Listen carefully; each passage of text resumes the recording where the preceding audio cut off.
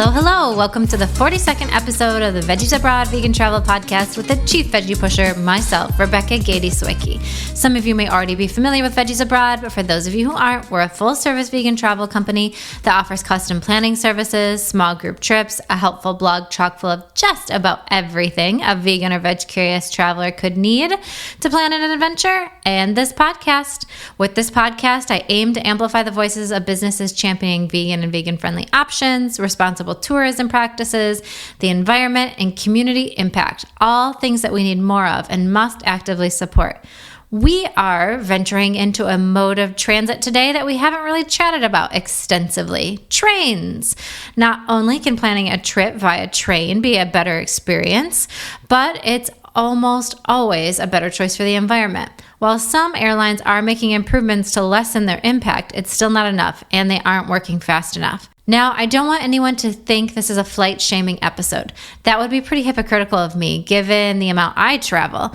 This is meant to provide a different perspective on a way to travel and a reminder to be conscious of our choices. For many people, the biggest contributor to their carbon footprint might not actually be flights. A 2023 study by the Pew Research Center explored how many countries people from different parts of the world have traveled to.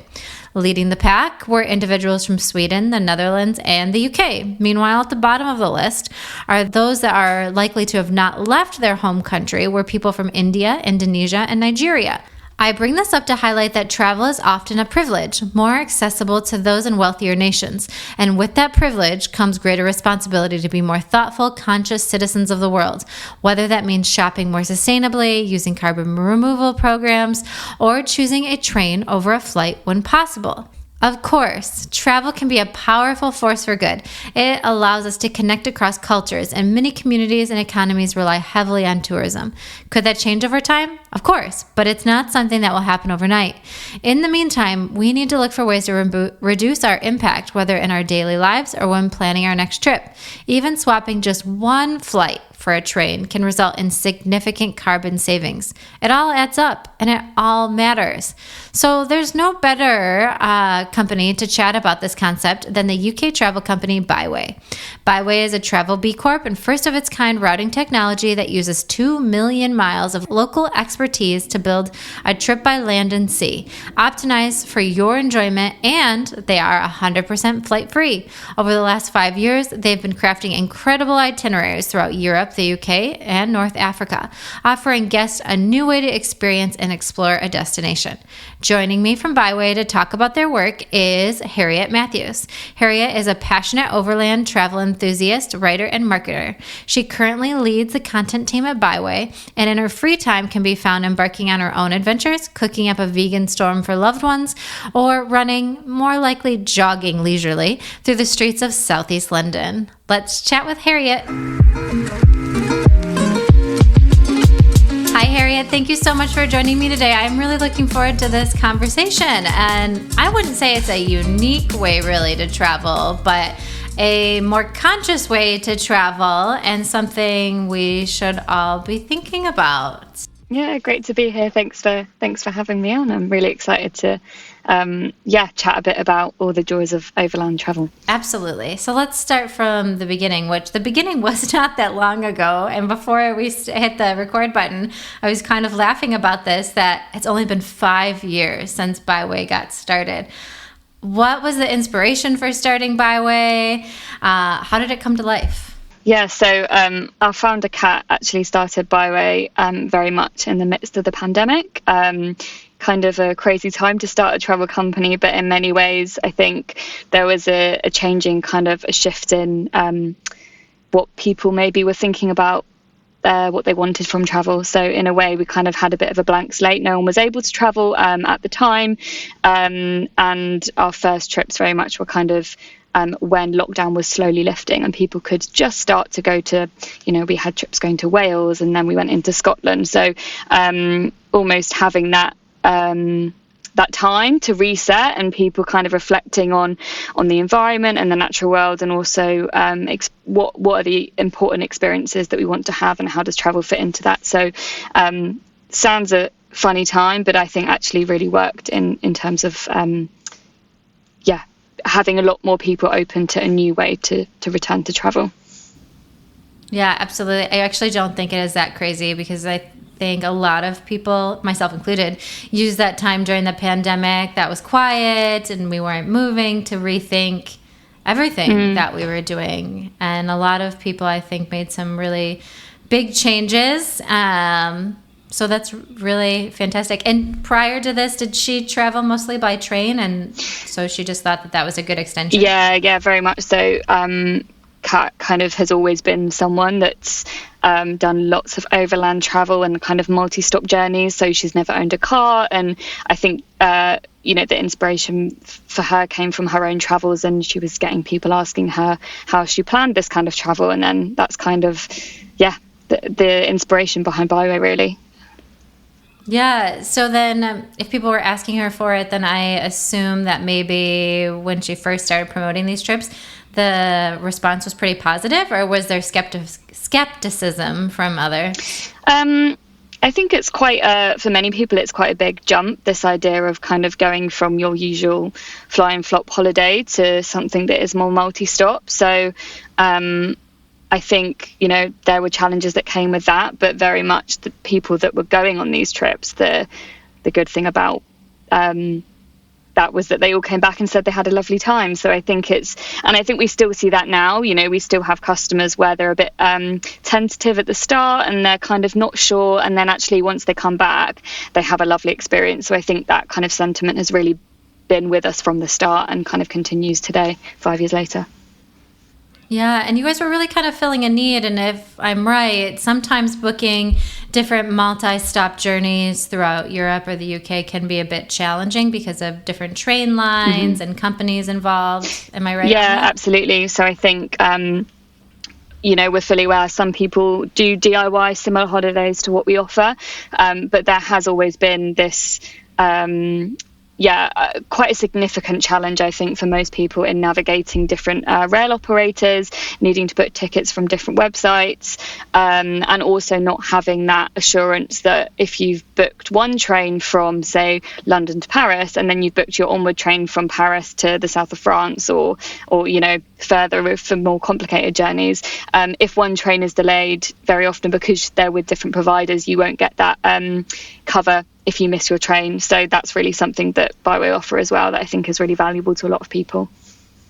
Yeah, that is really valuable. I did run into that, it would have been a couple years ago with booking through different platforms and then trying to keep all of the tickets straight and then hoping, okay, these all need to go on time. Yeah. And I think also the kind of the logistics of managing tickets in loads of different places. You might have paper tickets, or you might have an Interrail pass, you might have for me it's probably buried somewhere in a chaotic inbox as my ticket from certain rail provider, but actually when customers travel with Byway as well, they also get all of their tickets pretty much in one place. Sometimes we do have paper reservations, but I think just having everything packaged up in very neat parcel is super helpful for so many people.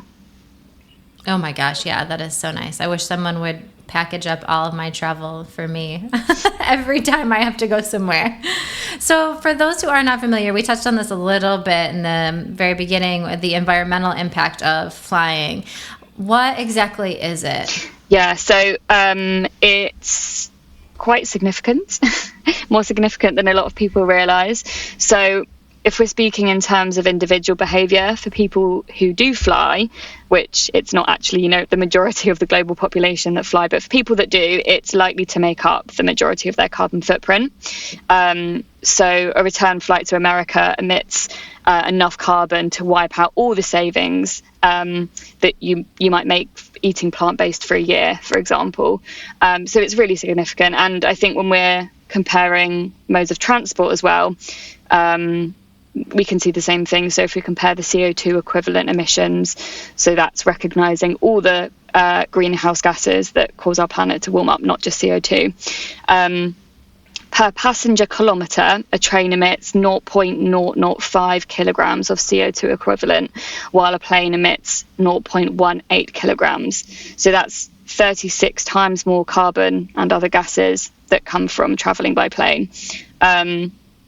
And to put this into real life context, if you were to travel from London to Barcelona by train rather than fly, you'd cut your emissions by over 90%. So we see a lot of, it's really significant.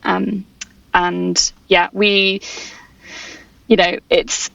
believe at Byway as well that, the environmental impact is one part of it, but also the potential to kind of enjoy your trip more by opting for this. It's sustainable behavior really needs that kind of, it needs to be appealing as well. So, the environmental piece is one part, but also the amazing opportunities that rail travel opens up compared to flying is also really, really important.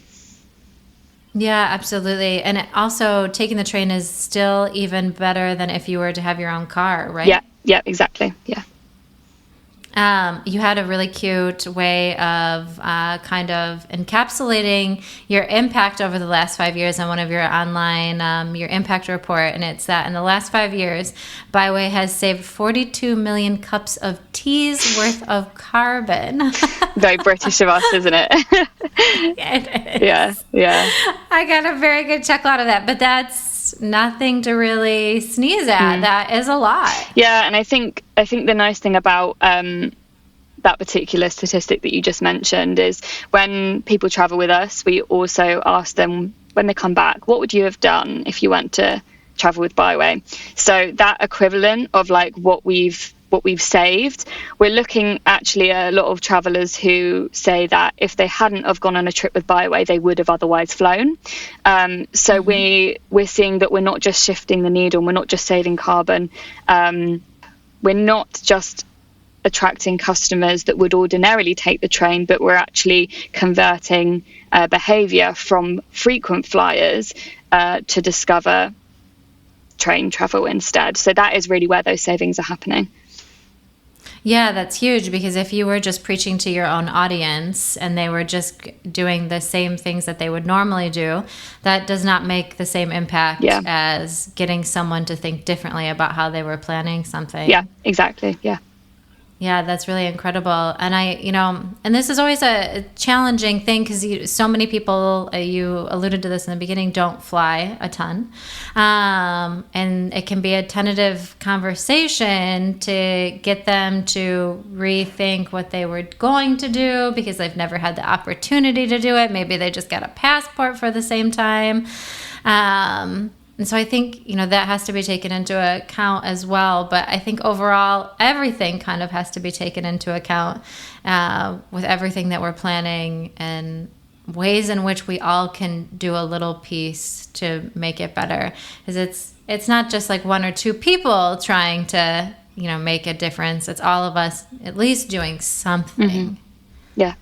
And I'm sure, I don't know, maybe you guys get a little bit of pushback or feedback from people feeling that, or feeling, what is the term for it? I was reading something earlier today of like flying guilt. Yeah, I think it's it's really interesting. We really try and not go for the guilt. I think we know that generally people are more inclined to make more sustainable choices when they can see what the benefit is for them, and guilt doesn't really work as well as attracting. Not with anything. No, it's so much better to be able to talk about all the benefits of traveling by train. So that's really what we try and go for. And I think as well, you mentioned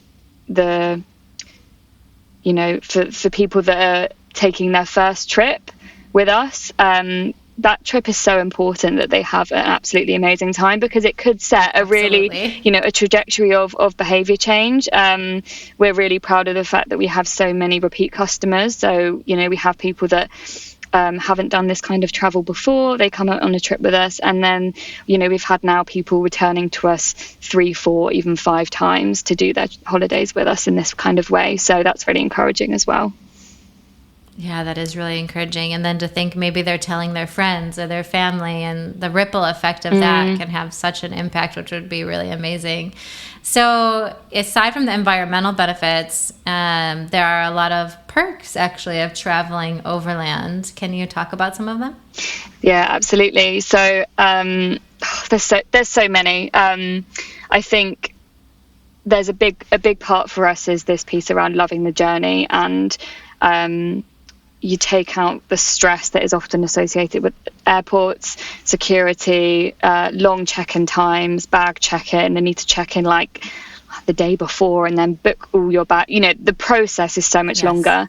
And I think not only does that process, you don't have that at a train station, but when you're traveling by train, because you're not going to have any of that, this idea of being able to relax straight into the holiday the moment that you leave your house feels a lot easier than kind of that stress that you might have before going into the airport. And also, when you're physically on a train, you have more space, you've got space to move around, you've got tables, you've got the flexibility of, we often book flexible tickets for people, which means that, you decide you want to have lunch in Paris and take a later train. That's so doable, and there's no way you'd be able to do that with a flight unless you were willing to pay for a new one. There's obviously the journeying through somewhere, you see that change in landscape, and that's a really big thing that we hear from customers, is that they love the sense of kind of satisfaction and the presence that you get from kind of watching that landscape change, and you really kind of connect to that part of the journey that we seem to have kind of culturally forgotten a little bit in the pursuit of kind of going to a destination, and the holiday begins once the plane lands and you're at your villa or whatever. Actually, we have this more people that are interested in the idea of travel that reconnects you to the sense of journeying through somewhere. And I think, obviously train travel does take longer, but if there is a way to make that an intrinsic and enjoyable part of the holiday, then you've got no waiting for anything to be over, because you are so present in that experience. Yeah, absolutely. I think the comfort of the experience is 10 times better than having to deal with a plane. Anytime you can take a plane out of an itinerary, it is always going to have added benefits. Airports are a pain in the butt. Security is a pain in the butt. Packing is a pain in the butt. Getting there however many hours early sucks. It's just, there are so many things that really, really take the whole plane part of it down on the rung of fun when you're planning a trip. Yeah. Are there things that you personally really enjoy about the train that maybe people wouldn't think about? Yeah, I think I've always found airports to be quite strange places. They're often very detached from where they are. They're not going to be in the heart of a city. They're in maybe like quite a soulless, weird part of a place.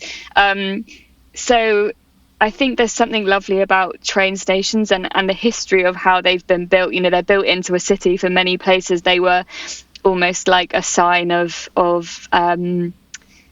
there's stuff woven into train stations architecturally that really represent the place that you're arriving into. So I think there's something lovely about actually feeling like the moment you arrive, you're in the center, and you get a taste of that culture. And also when you're traveling by train, you're not traveling with a bunch of other people that are just going on a holiday. So there are obviously people that will be traveling with you, but you'll be kind of encountering locals that live there, that are using the train for their commute. And you just have this more kind of, I think there's more of a sense of community. And like when you're traveling by train, the ease at which you can sometimes strike up a conversation with someone because you're both looking out at the same landscape, or asking someone where they're getting off, and you're probably sat round a table with other travelers. There's something that's a lot more sociable about it, and connects you to the places that you're moving through, which I think is really special. Yeah, absolutely. And I also think it helps with what you'll see, because, like you said, a lot of times airports are detached, so you have to add on extra time for transiting. Whereas if you are taking a train, you're generally being dumped in the nicest way possible. Yeah. In the heart of a city, you can start walking, shopping, going to cafes right away. Yeah.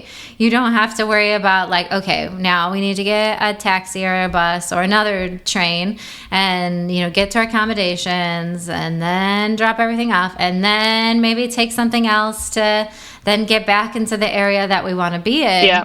Having the train connection puts you right in the heart of all of the action, which is so cool. Yeah, it's really, really special. And I think, obviously some journeys do take longer, and we try and, help people understand that that is part of, like I said, it's part of the journey. But there are some train journeys that are objectively quicker than flying when you're talking about Eurostar connections and, like you say, all the transfers. So, if speed is your thing and you want to go for a city break from London to Paris, well, then you're much better off taking the train. So, yeah. Hey there, fantastic listeners. Let's hit pause on this episode for a thrilling announcement, a golden ticket to Globetrot with Veggies Abroad. Veggies Abroad isn't just your go-to for vegan guides and trip planning tips. It's your passport to extraordinary small group journeys, carefully crafted by the ultimate veggie pusher and your favorite podcast host, me, Rebecca Gady-Sawicki. I've spent countless hours researching the best vegan hotels, food, and experiences, and now I'm bringing those experiences directly to you. Join me and my newfound veggie pals on escapades to exotic and exciting destinations around the world, whether it's trekking through the Thai jungle to witness elephants in their natural habitat or exploring Iceland's famous ring road. Our adventures are nothing short of spectacular, and guess what? Those aren't the only exciting trips awaiting you. So what are you waiting for? Cruise on over to veggiesabroad.com pronto. Well, how about after this episode is over to explore our dazzling lineup of tours and secure your spot today.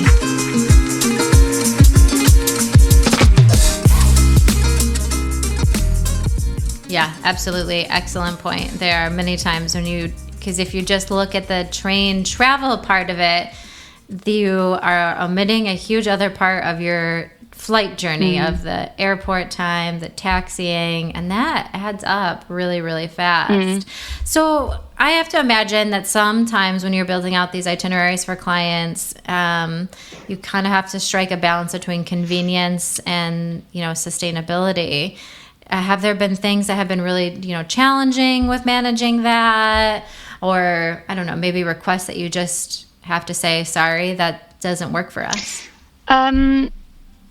Yeah, I would say ultimately anyone choosing to swap the plane for the train is like a huge win. And so generally, like, we won't reject things on the grounds of like sustainability, because we have we'll probably talk about this later, we have people that fly into Europe and then they want to take a train journey around Europe. So we say we are a flight free company, so we will not book the flights. But once you're here, if you are traveling in a way that is trying to minimize your use of internal flights, we're absolutely delighted to help do that, because it's all part of our mission of reducing flights. So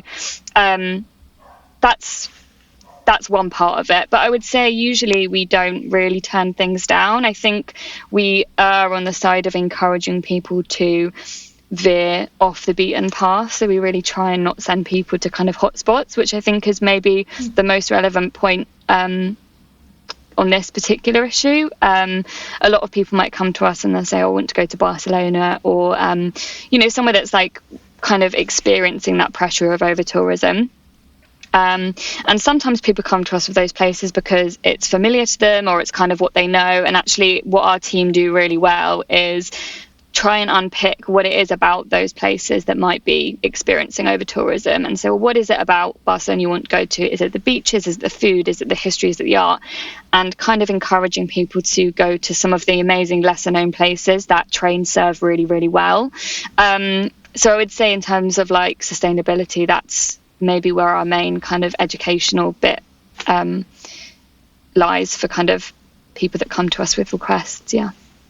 Yeah, that's an excellent point with trying to divert people's attention from things that they think that they absolutely have to do because their friend posted it on Instagram or whatever the case is, and getting them to rethink things that are ultimately going to be a better experience for them overall. Exactly, It's like working to get that switch to change and people, because I think that the FOMO can be really strong and really challenging sometimes to work through. Yeah, and I think ultimately, like, a lot of people are really open to going somewhere new because, like you say, actually no one wants to be on holiday where they're surrounded by crowds and they're paying really steep prices for things.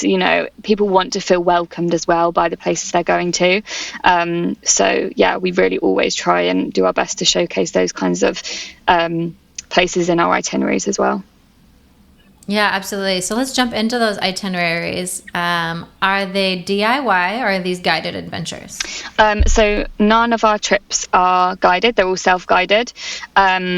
So we really try and strike the balance of helping people to feel independent, but providing enough support where they need it. And that's really different for different byway travellers. So some people we have, as part of our package, when people travel with us, they get free disruption replanning and WhatsApp support on their trip, and they'll have a lot of support leading up to the trip if they need it.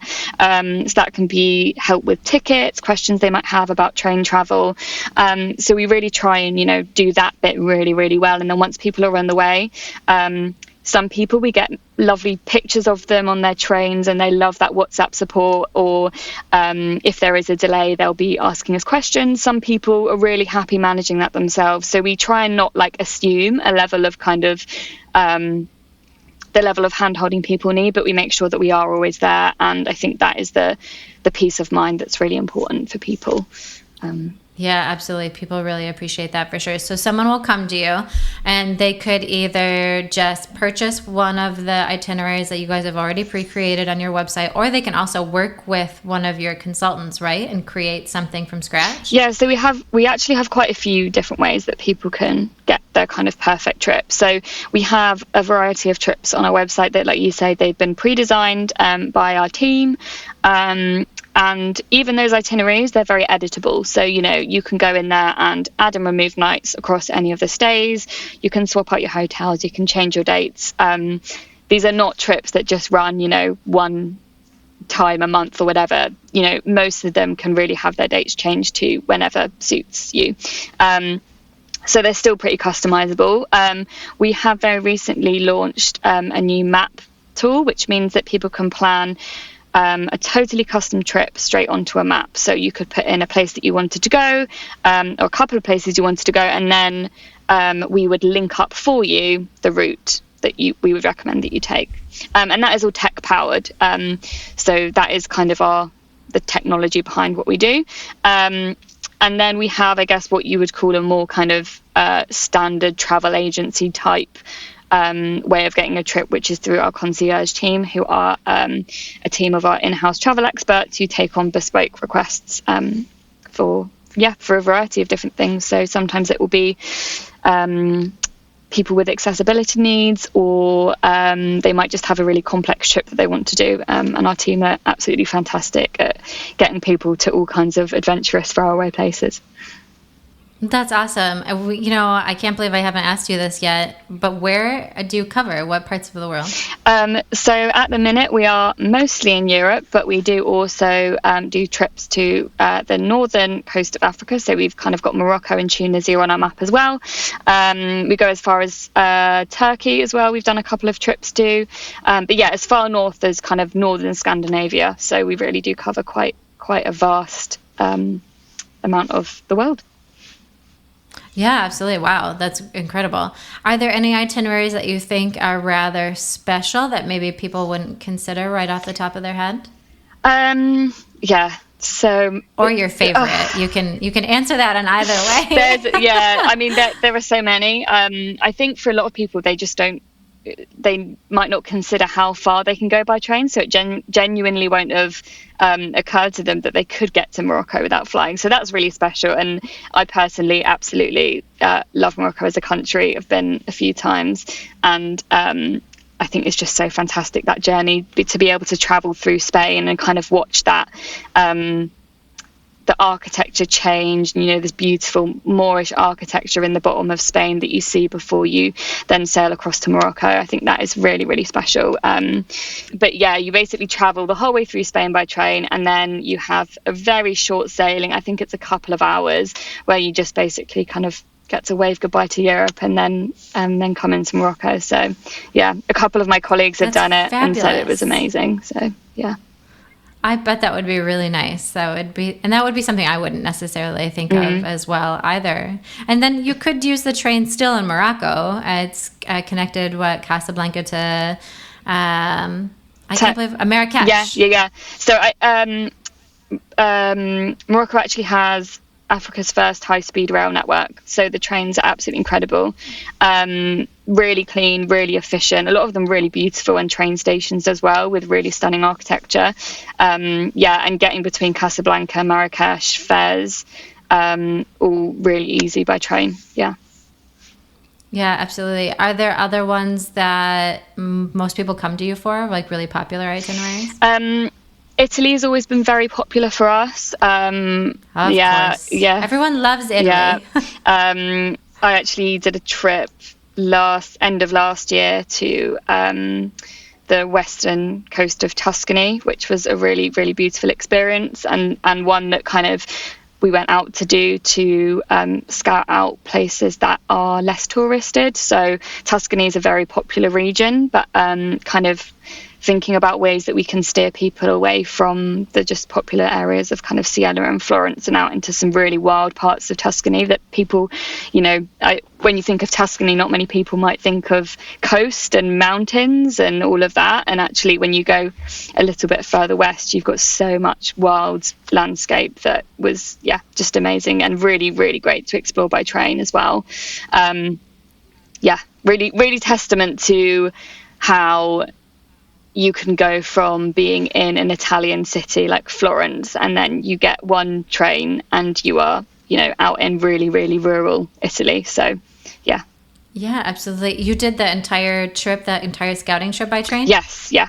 That was a really good journey. Wow. Yeah. Where did you start and end? So, started in London, and then Eurostar from London to Paris, and then Paris down to Turin, which we have a lot of customers go to because it's a really fantastic kind of rail hub for Italy, really. And then from Turin, it was a straight train to Grosseto, which is the area that we kind of launched semi-recently. And then you can very easily combine Florence. I stopped overnight in Florence on my way back, which was lovely, and Siena as well. So kind of those more familiar places that people would associate with Tuscany, and then just how can we combine it with something that's a little bit different. Yeah, absolutely. Was your trip then from Paris to Turin an overnight train? No, that was day train. Yeah, so it's a really efficient. Oh, wow. Yeah.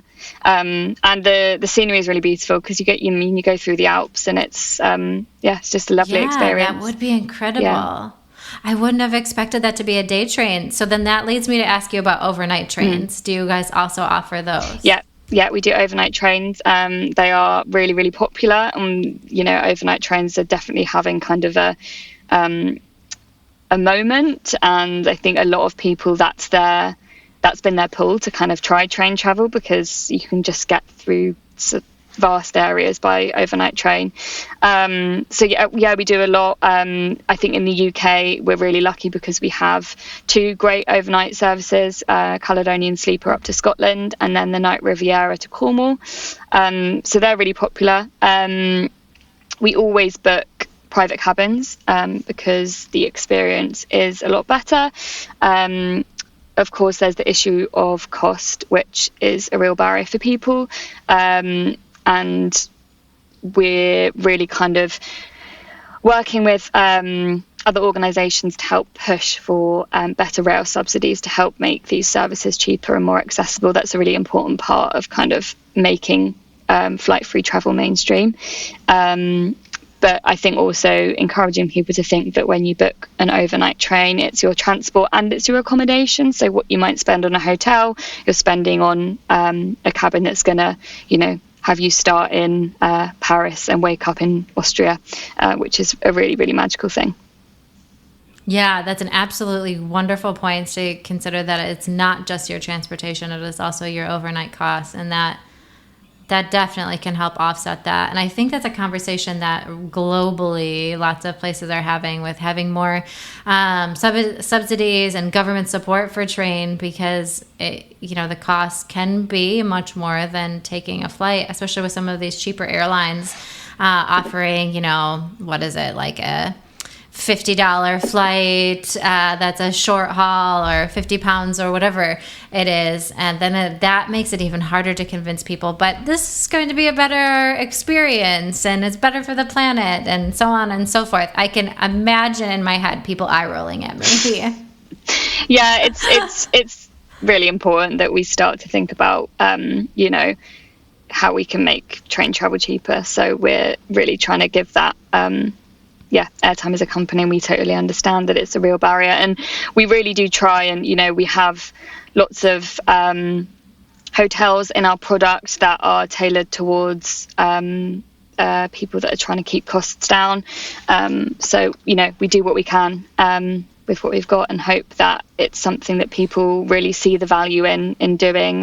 When you travel by train, for many people, you're combining several different types of holiday in one. You know, you can experience mountains, cities, lakes, islands, and that experience, we hope, is so much richer than this kind of like fly and flop to somewhere. And Yeah, absolutely. And I think everyone should do an overnight train somewhere at some point in their life, because it's an interesting experience. I've only done one in Asia, and that was a wild experience. It was not a private cabin. I don't actually think this train had private cabins. And there was a guy yelling chicken throughout part of the night. And that was not very nice. And so I yelled at him at one point.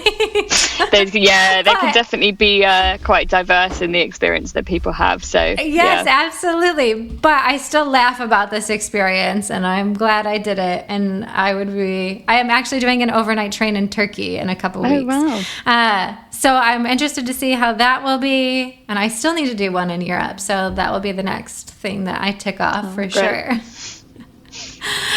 So all of your itineraries, mostly based in Europe, some Northern Africa, we already touched on. But, you know, I have a lot of listeners, you know, in North America. This idea is not just a European thing. You know, there are train routes throughout Canada, the U.S., and Asia, as I've already mentioned with the chicken guy. Do you have suggestions for any of those areas? Yeah, I mean, obviously, you know, Europe is where we're based now, and it's our kind of area of expertise. But I think certainly all the kind of principles of this approach to a slower, grounded way of traveling apply, you know, wherever you are. And I think honestly, just giving it a go and being open to a different way of traveling is only a good thing. You know, I think it's something that everyone should try. And like I said, you know, we don't operate in those areas right now. We certainly do have people that are wanting to experience Europe by train that would fly over, and anything we can do to help them experience Europe without flying once they're here is a win for us. So yeah. Yeah, absolutely. I was doing a little searching before this, and there are a handful of different companies that people could check out. One for U.S. and Canada is Rocky Mountaineer. They are a little bit more upscale. I have not been on one of those trains, but the pictures look really nice. It looks kind of like, I don't know what the term would be, like there is I think of like in the 20s with those really fancy cars and people got dressed up. Right, like yeah. A dinner car and all that. That's what that reminds me when I look at Rocky romantic Mountaineer. Kind of trains, yeah. Yes, yeah, absolutely. No guys are yelling chicken down the hallways. Another one is a Canadian train vacations, and I think there's a U.S. arm of this as well too. And you can do different regions of Canada, including up into the Arctic. Oh wow! Which I thought was really cool. When I first saw the headline on that, I thought, I think they're mistaken here. Is there really a train going all the way up to the polar bears? But they are. It ends in Churchill, which is known for its polar bear population, which sounds really cool. Another line in the U.S. From Seattle to L.A. is really, really scenic. It's called the Coast Starlight, and it's with Amtrak. That is really nice. I've only done a very short part of it, which was very pretty. And so that, you know, would be a recommended thing for other listeners to check out as well. In Asia, I've only done the Bangkok to Chiang Mai, but Bangkok is connected to other places in Thailand. Obviously, Japan, huge for train travel. And I did not do anything overnight there, but have used the train extensively, and that was really, really fabulous. So I think it's just a matter of kind of investigating what maybe the options are in the country that you're visiting. Well, watch the space. I should have written all of those things down. Don't worry, you can take notes when you listen to it again. I mean, it's just it's a lovely way to travel, I think, and there are obviously so many amazing train lines outside of Europe for your listeners to check out. So yeah. Yeah, I'm always surprised. Actually, when I was doing the research for this, I was really surprised with some of the other ones that I came up with. There was even one, so I'm based in Detroit. And there was one starting in Chicago, which is about 5 hours from us, that went north up until the northern part of the state, and then you got to visit by ferry a little island called Mackinac, which is really popular in the summer, and it's really cute. And when I first saw that was another one that I thought, is this really true? But there are, I think, many ways that we can do things differently that just take a little bit of research. Even for someone who works in the industry, I didn't realize it. I'm sad to say. So are there any exciting destinations or expansions or projects coming up for Byway? So at the minute, we've spent a lot of time working on that map tool that I spoke to you about. So what we're trying to do is really populate that with more places so that people can have a higher level of customization.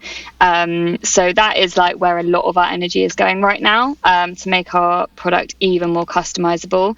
I had a chat with one of our team yesterday who is helping with some new itineraries to Romania, which is super exciting. Very on brand for us as a company to be spotlighting, places that are often overlooked as a holiday destination. So, that's our Eastern European specialist who just comes out with some incredible itineraries. So really excited for that. That's the main stuff that we're working on at the minute. Well, that sounds really exciting. And so people can check out all of your itineraries by just visiting byway.com. Byway.travel, right? Yeah. Byway.travel. Sorry about that. That's all right. And see all of the things that are already pre-populated for you to check out, or reach out to a concierge member on your team for something even more exciting. Yeah. Harriet, it's been a pleasure chatting with you. Oh, thank you so much for taking your time, and thank you for all the work that you're doing to try and improve the environmental impact of our adventures. Oh, thank you so much for having me. It's been a pleasure.